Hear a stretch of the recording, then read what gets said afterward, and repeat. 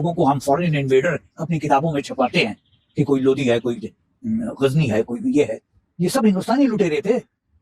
कितने गाजी आए, कितने गाजी गए। और एक ये है भारत के पूर्व उपराष्ट्रपति हामिद अंसारी।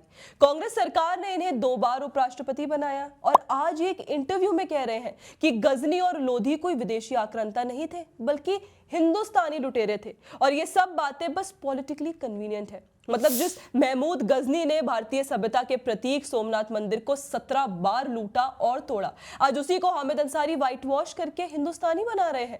जिस संस्कृति के पुनर्निर्माण को कभी नेहरू सरकार ने रोका, आज उसी पर कांग्रेस की पीढ़ी आउटरीच करती है। और उसी कांग्रेस के दौर में उपराष्ट्रपति बने हामिद अंसारी आज भारत को बार बार लूटने वाले इस्लामिक आक्रांताओं को भारतीय बताने में लगे हैं। वैसे हामिद अंसारी के मुंह से ऐसे शब्द निकलना कोई हैरानी की बात नहीं है, खासतौर पर तब जब वो अपने फेवरेट जर्नलिस्ट आरफा खानुम शेरवानी के सामने हो। जी हाँ, थोड़ा ऑफ टॉपिक जाती हूँ, लेकिन एक बात जरूरी है वो बताते हैं कि 2007 से 2017 के बीच जब हामिद अंसारी उपराष्ट्रपति थे और राज्यसभा के एक्स ऑफिशियो चेयरमैन भी थे, तब एनडीटीवी में काम कर रही आरफा खानुम को राज्यसभा टीवी बुलाया गया। और सिर्फ वही नहीं, सिद्धार्थ वरदराजन जैसे लिबरल प्रोपोगैंडिस्ट पत्रकारों को भी वही जगह मिली। और 2017 में हामिद अंसारी का फेयरवेल इंटरव्यू भी करण थापर ने वहीं लिया। आज इतने साल बाद उन्होंने फिर अपनी फेवरेट एंकर आरफा को इंटरव्यू दिया, लेकिन इस बार थोड़ा इधर उधर बहक गए।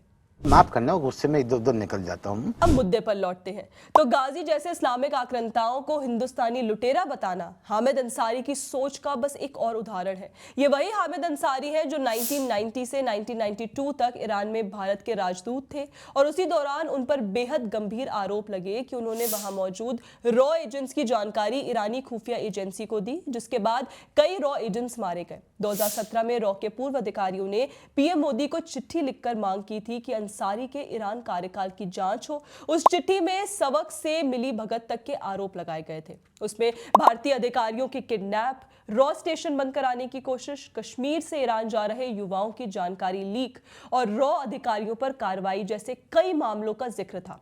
पूर्व रॉ अधिकारी एनके सूद भी इंटरव्यू में इन बातों की पुष्टि कर चुके हैं। हालांकि अंसारी इन आरोपों को सिर्फ खारिज कहकर टाल देते हैं, कभी विस्तार से जवाब नहीं देते। और संयोग देखिए, 1990 से 92 के बीच रॉ कमजोर हुआ। 93 में मुंबई बम ब्लास्ट हुए, 250 से ज्यादा लोग मारे गए और इसके बावजूद कांग्रेस सरकार ने हामिद अंसारी को दो बार उपराष्ट्रपति बनाया। सवाल है, क्यों ये इनाम, किस बात का था? 2022 में पाकिस्तानी पत्रकार नुसरत मिर्जा ने दावा किया कि 2011 में वे अंसारी के निमंत्रण पर भारत आए थे और आईएसआई के लिए जानकारियां जुटाई। ये वही हामिद अंसारी हैं जिन्होंने 2017 में कहा कि देश में मुसलमान असुरक्षित है, कल्चरल नेशनलिज्म को खतरा बताया, शरीयत कोड्स का समर्थन किया, पीएफआई के कार्यक्रम में शामिल हुए, सरदार पटेल को पार्टीशन का जिम्मेदार बताया, हिंदुत्व को बार बार निशाना बनाया, लेकिन इस्लामी कट्टरपंथ पर कभी खुलकर नहीं बोले।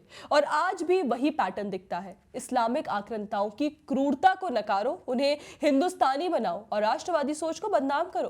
देखिए, गाजी की तलवारों से टूटी हमारी सभ्यता हामिद अंसारी की जुबान से आज भी व्हाइट वॉश हो रही है और यही वजह है कि उनके बयान बार बार सवालों के घेरे में आते हैं। दोस्तों, आपकी इस पर क्या राय है हमें कमेंट सेक्शन में जरूर बताइएगा। बाकी ऐसे और वीडियोस के लिए आप हमारे चैनल को सब्सक्राइब करना ना भूलें। जय हिंद।